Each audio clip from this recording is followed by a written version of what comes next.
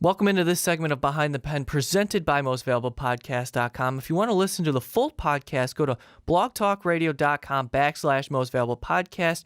Also, we're on iTunes, so check us out there as well. Thank you all for listening as always, and enjoy the show.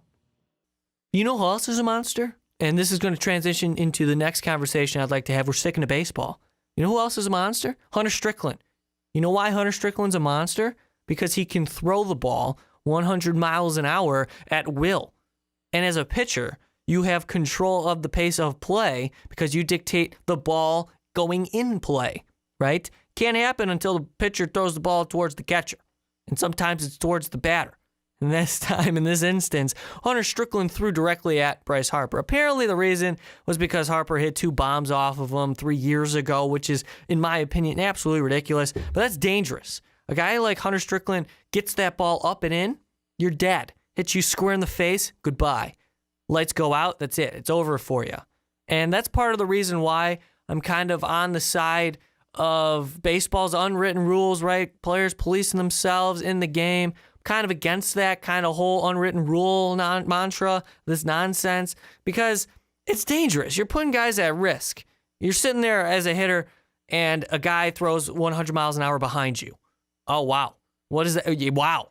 My goodness. But in this situation, that's kind of going to where I'd like to take this conversation to, is starting with Bryce Harper charging the mound. Now, Stirckland plunks Harper for a stupid reason, holding a grudge in a game that, in a regular season game that doesn't matter. After it happened 3 years ago, you got beat, whatever. They advanced in that round of the playoffs, but Washington eventually got knocked out. Personal vendettas in baseball. It's weird. Baseball players, weird.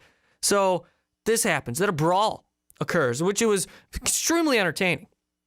Probably the most entertaining brawl since Rougned Odor and Jose Bautista, right? But Harper comes charging out to the mound, rips his helmet off, tries to throw it at him, loses the grip, helmet goes flying. Then they start throwing fists. Harper gets punched. Stirckland gets punched. Then here comes Jeff Samardzija running into his teammate on frame, which was insane. It's hilarious. That's my favorite part of the brawl. But, okay, so is the question, well, is Bryce Harper right in that situation? Of course he is. Of course he is. Now, the next question I'd like to ask you is, are you entertained by this part of the game of baseball? Because Rob Manfred and Major League Baseball right now is trying to become more progressive in the game, and player safety, of course, is a huge concern. They took away the slide at second base. You have to slide directly at the base. You can't overslide second base, or else you're out, and then the hitter is out as well. So there's a lot of conversation about that rule specifically, saying, okay, well, they're Major League Baseball players. They're capable of getting out of the way of a guy sliding in because they've played the game all their lives. They're super athletic. They're Major League Baseball players. You're telling me that they can't get out of the way? Yeah, well, Chase Utley didn't get out of the way. Ruben Tejada didn't get out of the way. It was Chase Utley's fault, by the way, of course, but that's what I'm saying. You talk about the home plate collisions. Buster Posey breaks his leg. People are saying, oh, it's part of the game.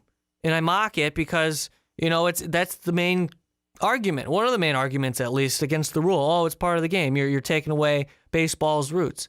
I'm all for making the game safer for everyone. And the collision rule at home plate isn't completely taken away. Now, there are some aspects of that rule which don't make sense to me, of course. And it really frustrates the game in a sense because you're going to go to replay just to see if the catcher's in the right position to receive the ball at home plate. You know what I'm saying? So it gets a little dicey. But it's still in its early stages. Baseball is moving in the right direction because you have to adapt or die, right? So is the brawl in baseball good for the game? And I asked that question, and I think it is, honestly.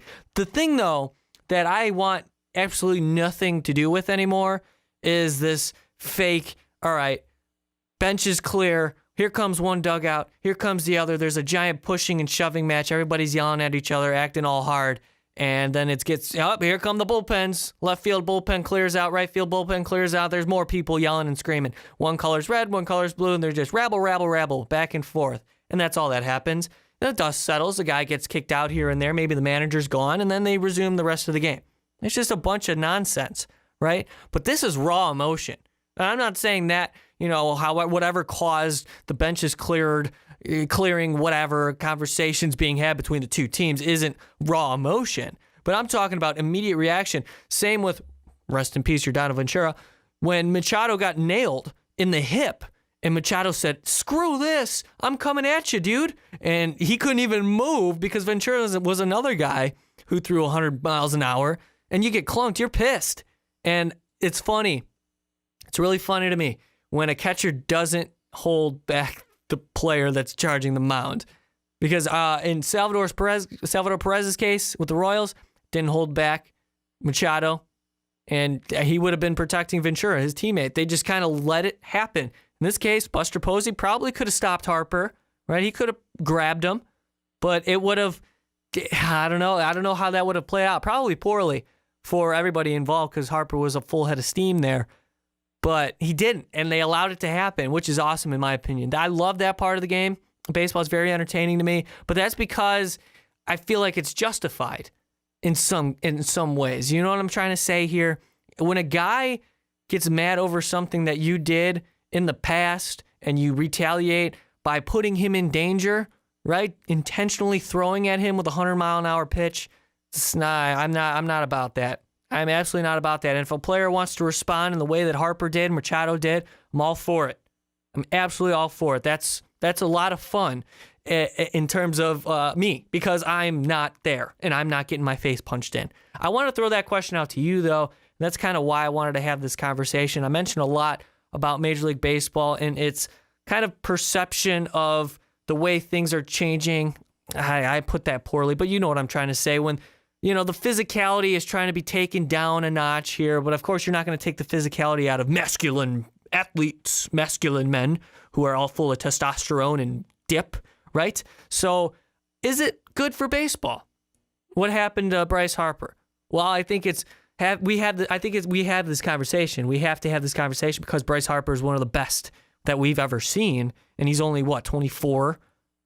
He's the game's most iconic superstar right now. He and Trout highlight the crowd, right? So we're getting to that point, and of course we have to have a conversation if Bryce Harper's involved. I'm a fan of Bryce Harper, guys. I think he's incredible. I think as soon as he stepped on the field, I was like, yep, I'm all about it. The way he plays the game, the way he put on like 40 pounds one offseason and just killed it, hit 40 homers just out of nowhere. Because he's capable of that. He's capable of doing everything in the game. He's also capable of throwing down when he gets pissed, which was fun. It was fun to watch for me. So is it good for the game? Major League Baseball. I'm not about the pushing and shoving matches, right? I'm about Jose Bautista taking a punch and getting up for round 2. I'm all about Manny Machado, Bryce Harper reacting to emotion. I mean, one of the best highlights that you can see in the history of Major League Baseball are guys charging the mound, right? How about Nolan Ryan beating the hell out of Robin Ventura? You know what I'm saying? How about I forget who drop kicked the catcher's mask. That was brutal. That was very dangerous. Maybe not that extreme, but that's always, I laugh, right? But, in a context, that is pretty funny. A guy just, says, nope, kick, charge, we're doing this, dropping the gloves. And speaking of, hey, hockey's trying to get that part out of the game, right? But fans love it. Fans love the physicality. So, on a baseball, is it worth it?